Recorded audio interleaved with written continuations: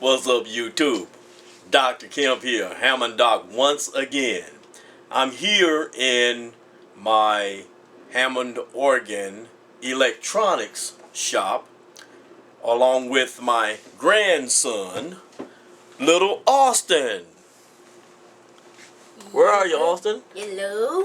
Yeah. Hello. How old are you, Austin? I am 9 years old and now in 4th grade. 9 years old, getting ready to go to what grade? 4th grade. To the 4th grade. Well, I'm glad to have you in the shop today. We're gonna do some work. All right, we're gonna. Yep. It's at 2 o'clock in the morning. What time? What time is it? 2 in the morning. 2:29 in the morning. Well, 2:29 we're in the down in the morning. shop at 2:29. What are you doing up at 2:29 in the morning, man? Because I'm a grown man. Because you're a grown man? Because you don't have school until next week? And you slept all day today? So now you're up tonight? Yes. All right then. Well, you down here in the shop with who? Dr. Kemp. Dr. Kemp. Down in the shop with who? Dr. Kemp. Hammond Doc. Hammond Doc. All right. I thought you were going to say Papa, but that's cool too. You got it. All right, now, here's what we're working on today. This is the 122 Leslie amplifier that that was giving me some trouble in the last video. I put this amplifier into one of my Leslie cabinets, connected it to my Hammond B3 Cherry B3 organ, and on the slow speed it sounded great, but on fast speed, even though it was playing, it was humming. And so then what I did was I moved the first 6550 tube around and got some static, moved the second tube around and got even more static. So that tells me that something's going on with the 6550 sockets. And I even moved it around so much until the OC3 actually popped. So let's see if we can find a problem here. So let's bring this up. Let's pan up.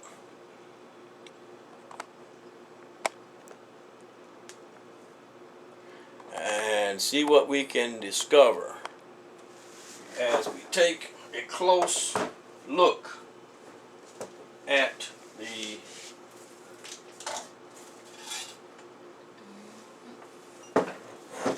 OC3 sockets. Now, my thinking, the first thing I'm going to look for is the possibility that some components are touching that should not be touching. And see, in this OC3 socket area here, there are a lot of components. So it's easy for something to touch that should not be touching. So before I do too much moving them around, I want to take a look and see if I notice anything unusual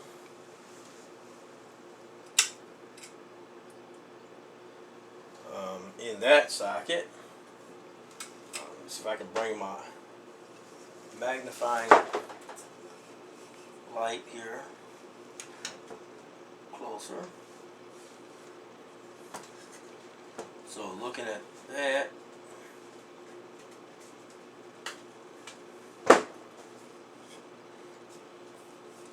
I'm right here under the magnifying glass. I'm looking on top of the magnifying glass. However you want to see it. I'm looking in here. There's my finger. Yeah, so it's blocking it. Let's pull this up so you can see what I'm doing. Because I'm looking in this area here. what I'm looking at, and I'm looking in here.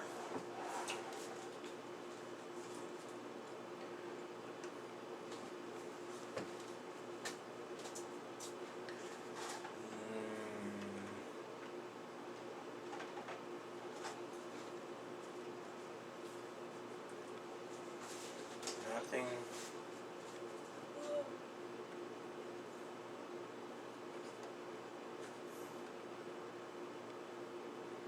Seems to be out of the ordinary.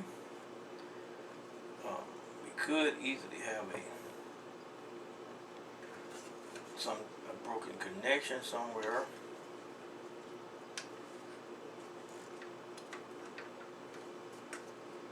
So I'm looking for any type of broken connections.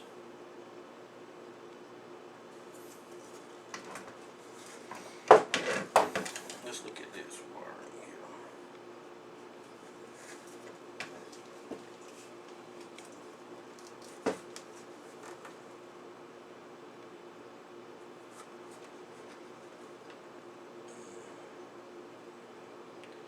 Inspecting that, it looks good.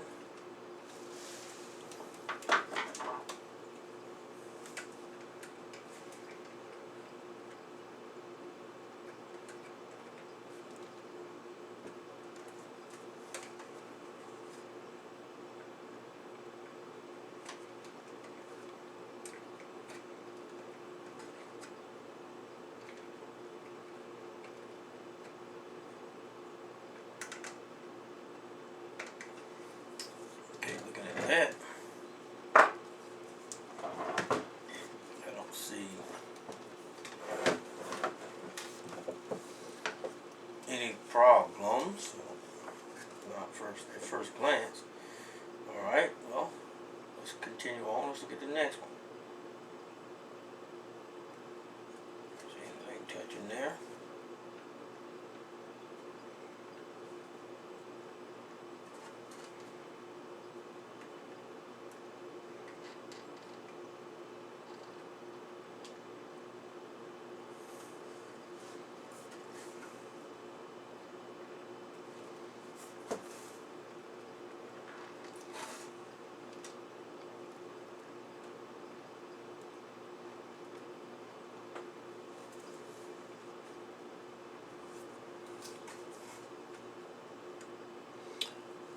Down in here now, we pan out so you can see where I'm working right down in there. You can't see because I'm down in this area. Trying to see, inspecting the joints. See if something is wrong. Now there is a lot. This is an old vintage Leslie amplifier, and it was rusted. I repainted it, and these sockets look dirty. I don't see anything unusual. Not right now. Not anything touching that should not be touching. I may have to load it on the board and get in here and move things around.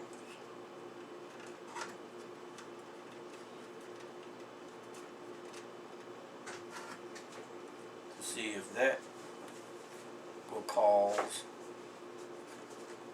the noise that I heard, but we sure heard noise.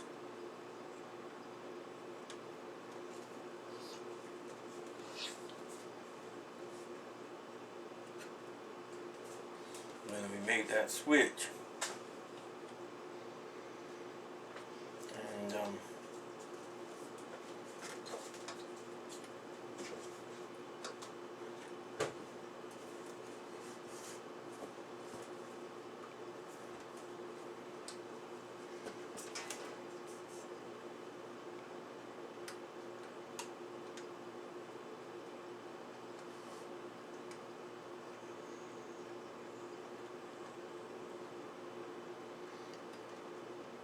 and the movement or changing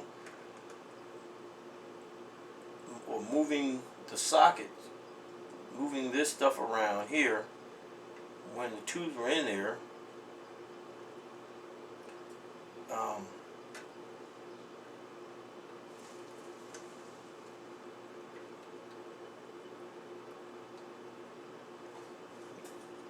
certainly affected what I saw, what I heard.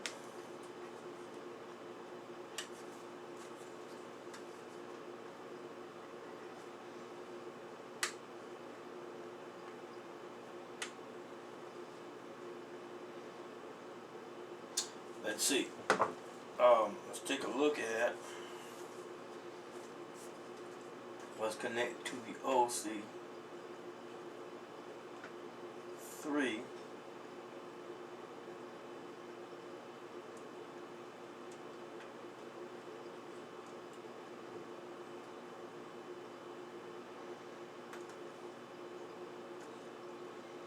Blue and the brown. That's a solid. Now, right there.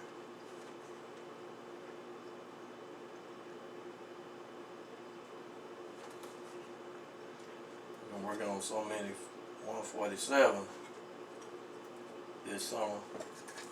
I worked on all 122s last summer, and I've been working on 147s this summer. So I have a picture in my mind of what the 147 looked like, and I just have to refamiliarize myself with the layout of the 122 here, because it's wired differently. That's what I'm thinking in my mind now. I'm looking for any kind of weak joints.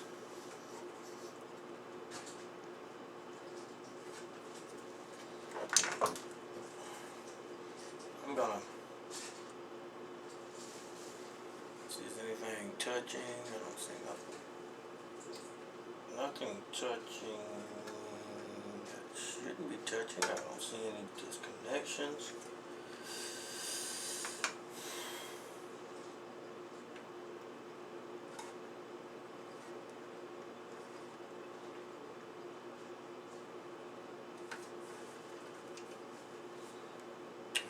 Don't. What I'm going to do is I'm going to clean these sockets. Oh, the other thing I'm going to do is I'm going to look down into the holes and see if I see anything that could have been blocking the pins. But I'm definitely going to clean the socket. These sockets are dirty here.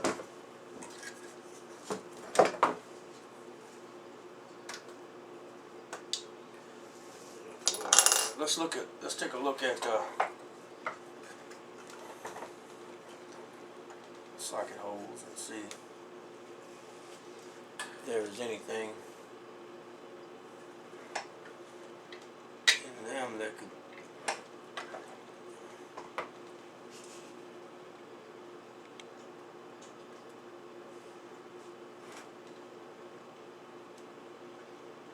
be a problem. I don't know.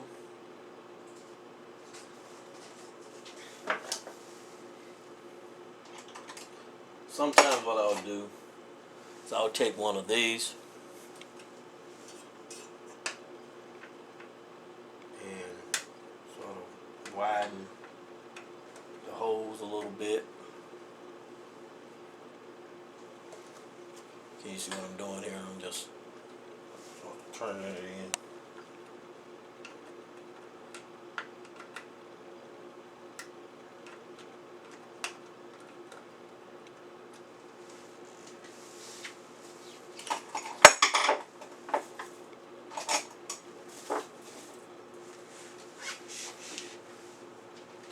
Here we go.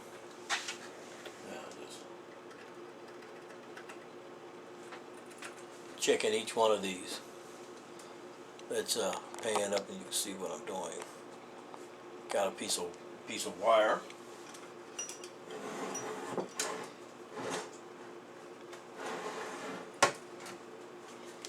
And I'm checking each of the holes for the possibility of blockage.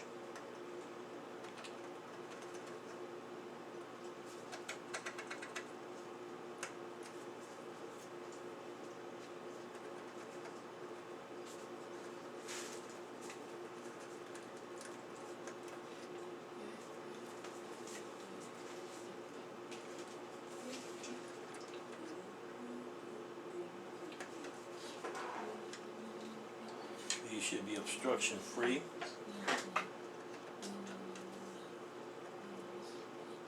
Now these gaps here, I can tell that these holes here are wider. I can tell that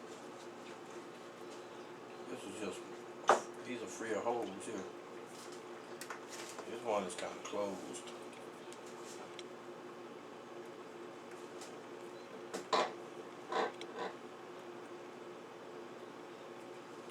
That's a problem. This is a little problem here. I need something very thin, okay?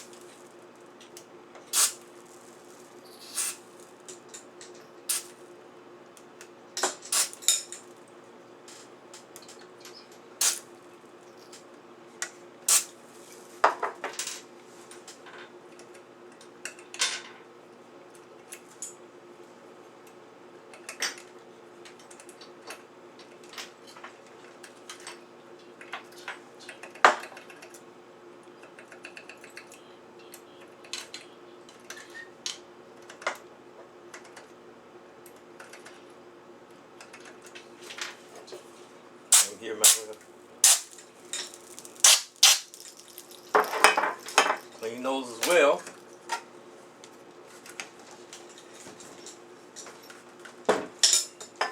Now, the back side of this, do a little cleaning of the sockets there. Here, I'm gonna hit this and hit this because these are very dirty.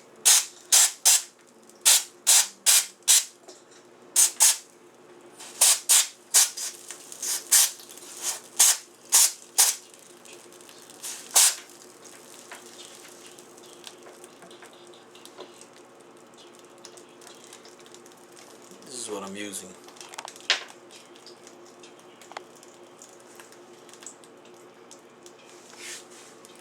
You heard them crackling there. It's working. That stuff is working in there. It's very dirty. And that dirt and grime can affect your Leslie amplifier. Clean all of them.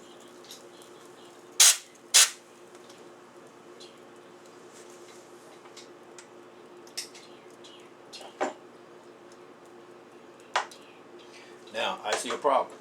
I think I see a problem. I found it. I found the problem. All right. Thank you, Lord.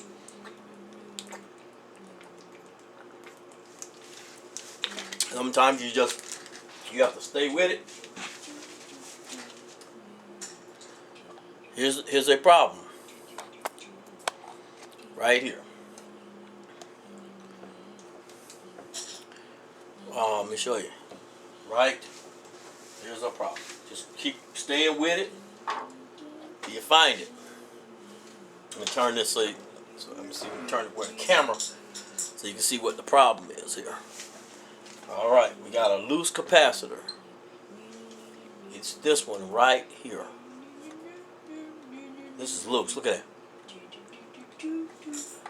See, one of the things I was looking for was, well, when it changes speeds, something is happening. So I started looking over there because of that. And here's what I found. I found a loose capacitor right here. Loose joint. That is loose. Can you see it moving? I'll pan in closer.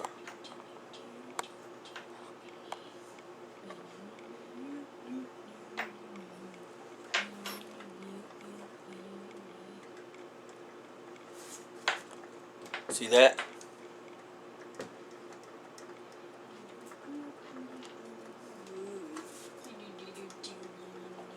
So we have to fix that loose joint. Just that, something that simple or something just like that. That right there can cause a problem and short out the amplifier. Okay?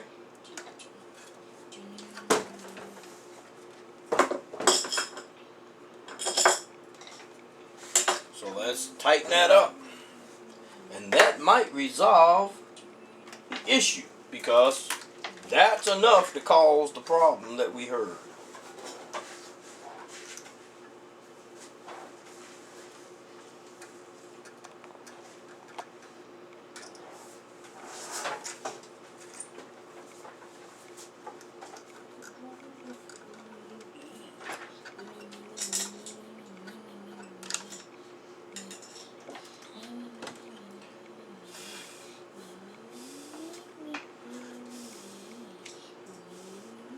It had plenty of solder on it. It's just that the joint had come loose. Now look at it. Now let's look at that joint. See?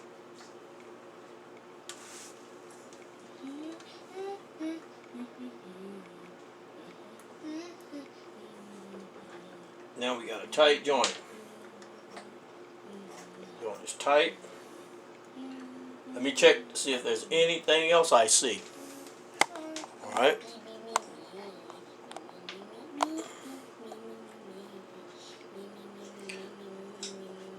I'm going to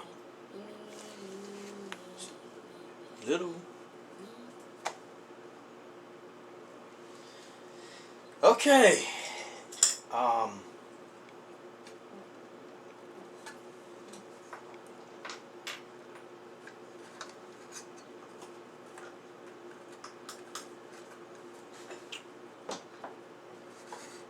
Let me move this.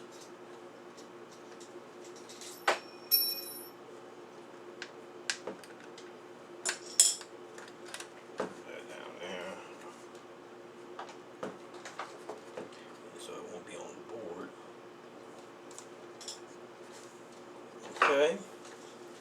Anything else? That was enough right there. Okay. So that's all I see. That's all I see on this amplifier. Cleaned it, and I found one capacitor that was loose, and that capacitor is connected to the motor sockets and the relay switch. This is a solid state relay in this there's the amplifier. So it would make sense that I'd have electrical problems, hums as a result of a capacitor that's not fully connected. So let's let's check this amplifier out and let's try it out in the other room.